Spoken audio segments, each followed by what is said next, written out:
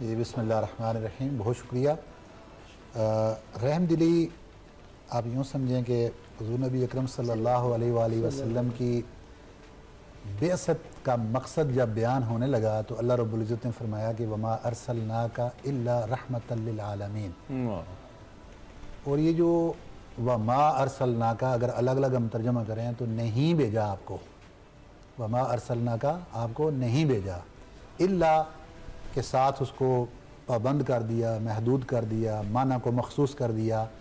الا رحمتا للعالمین، سوائے عالمین کی رحمت بنا کر، تمام جہانوں کے لیے آپ کو رحمت بنا کر بھیجا۔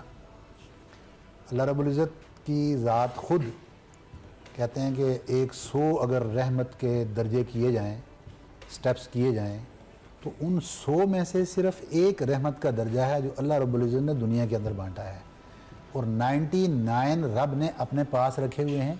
جو اسی مخلوق کے لیے امت محمدیہ اور اللہ رب العزت کی مخلوق کے لیے رب نے رکھے ہیں کہ جو ان کے اوپر جو ہمارے اعمال ہیں آج تو پھر اللہ کی رحمت ہی ہوگی جو ہمیں بچائے گی ان سے۔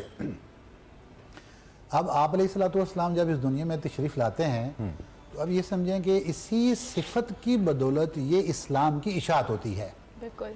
وہاں پر کوئی جنگیں نہیں ہیں، لڑائیاں نہیں ہیں، ماردار نہیں ہے، کسی کو زبردستی پکڑ کے مسلمان کرنا نہیں ہے، کسی کے ہاتھ میں ڈنڈا اور بندوق اور تیر کمان نہیں تھی، سوائے اعلیٰ اخلاق و کردار، خوبصورت گفتگو اور واعظ و نصیحت، ایسا کہ جب وہ گفتگو فرماتے تو آپ کے کردار کی وجہ سے وہ گفتگو لوگوں کے دلوں میں اتر جاتی، حتیٰ کہ وہ کفار جو شدید نفرت کرتے اس بات سے کہ آپ علیہ الصلوۃ والسلام کی آمد سے ان کے خداؤں کی خدائی ختم ہو رہی ہے، وہ بھی جب آپ کی ایسی پیاری شیرینی گفتگو اور آپ کی رحم دلی کی طرف آتے تو یقیناً وہ بھی متاثر ہوئے بغیر نہ رہ سکتے۔ آپ علیہ الصلوۃ والسلام کی زندگی کا اگر ہم مطالعہ کریں تو اللہ نے بھی آپ کا جو طریقہ کار متعین کیا کہ ہم نے آپ میں سے ایک رسول بھیجا، حریص علیکم ما عنتم، جو کچھ آپ لوگوں کی اس امت کے اوپر جو پریشانیاں اور مصیبتیں اور تکلیفیں آتی ہیں، یہ ساری کی ساری تکالیف کا فرمایا کہ رسول اللہ صلی اللہ علیہ وآلہ وسلم کے لیے باعث تکلیف ہوتی ہیں، یعنی تکلیف امت کی ہے، تکلیف ہم پر ہے، اس کے لیے پریشان کون ہوتا ہے؟ پریشان رسول اللہ صلی اللہ علیہ وآلہ وسلم ہوتے ہیں۔ اور پھر آپ کیوں ہوتے ہیں؟ اپنی اس رحم دلی کی بنیاد پر۔ آپ علیہ الصلوۃ والسلام جب اس اسلام کی تبلیغ کرنے کے لیے نکلتے ہیں تو کفار مکہ کی طرف سے آپ کو شدید مزاحمت کا سامنا کرنا پڑتا ہے، اس کے باوجود آپ علیہ الصلوۃ والسلام ان کے ساتھ نرم دلی اور رحم دلی کے ساتھ ہی پیش آتے ہیں، کسی بھی جگہ پر کوئی سختی نہیں دکھائی جاتی۔ طائف میں جاتے ہیں، بڑا مشہور واقعہ ہے کہ لولہان کر دیا جاتا ہے، حتیٰ کہ آپ کے نال مبارک بھی خون سے بھر جاتے ہیں، فرشتہ آ جاتا ہے کہ آپ فرمائیں یہ دونوں پہاڑ اٹھا کر ان کے اوپر ڈال دیے جائیں اور ان کو ان کے درمیان میں کچل دیا جائے۔ آپ فرماتے ہیں کہ اے اللہ اس قوم کو ہدایت دے، یہ میری حقیقت کو نہیں جانتے، اور آپ رحم فرماتے ہیں اور انہی میں سے پھر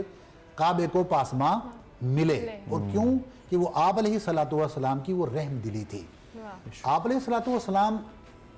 صرف انسانوں کے ساتھ رحم دل نہیں تھے، حیوانات کے ساتھ بھی یہ عالم تھا کہ 2-3 واقعات ہیں، صحابہ کرام فرماتے ہیں کہ ایک اونٹ بھاگتا ہوا آیا اور ایسے لگ رہا تھا کہ یہ پاگل ہے اور یہ کسی کو کاٹ لے گا، محفل میں آ کر وہ رسول اللہ صلی اللہ علیہ وسلم کے پاس رک جاتا ہے اور آپ علیہ الصلوۃ والسلام کے قریب منہ کر کے تو وہ کوئی گفتگو کرتا ہے، اور جو اس نے گفتگو کی کچھ دیر کے بعد اس کے گھر والے وہاں پہنچ جاتے ہیں، آپ علیہ الصلوۃ والسلام وہ ساری گفتگو جو اونٹ نے آپ سے کی ترجمہ کر کے ان کو بتاتے ہیں کہ آپ نے اس اونٹ کے ساتھ یہ کیا اور یہ باغی ہو کر میرے پاس آیا، لہٰذا آپ کو اونٹ کے اوپر کسی طرح اور شکایت کی اس نے کہ میرے اوپر بوجھ زیادہ لادتے ہیں۔ تو آپ علیہ الصلوۃ والسلام بچے ملتے تو ایک بڑا مشہور واقعہ ہے کہ آپ علیہ الصلوۃ والسلام امام حسن ابن علی رضی اللہ تعالیٰ عنہ آپ کا بوسہ لیا آپ علیہ الصلوۃ والسلام نے، تو وہاں پر ایک تھے اقرع بن حابس صحابی، تو انہوں نے جب یہ دیکھا تو کہنے لگے کہ یا رسول اللہ میرے تو 10 بچے ہیں، تو میں تو اپنے بچوں کا بوسہ نہیں لیتا، میں تو ان کے ساتھ پیار نہیں کر سکتا، میں تو ان کے سروں پہ دلاسا نہیں دیتا۔ تو آپ علیہ الصلوۃ والسلام نے بڑا شاندار جملہ فرمایا، آپ نے فرمایا جو شفقت نہیں کرتے ان پر شفقت نہیں جاتی۔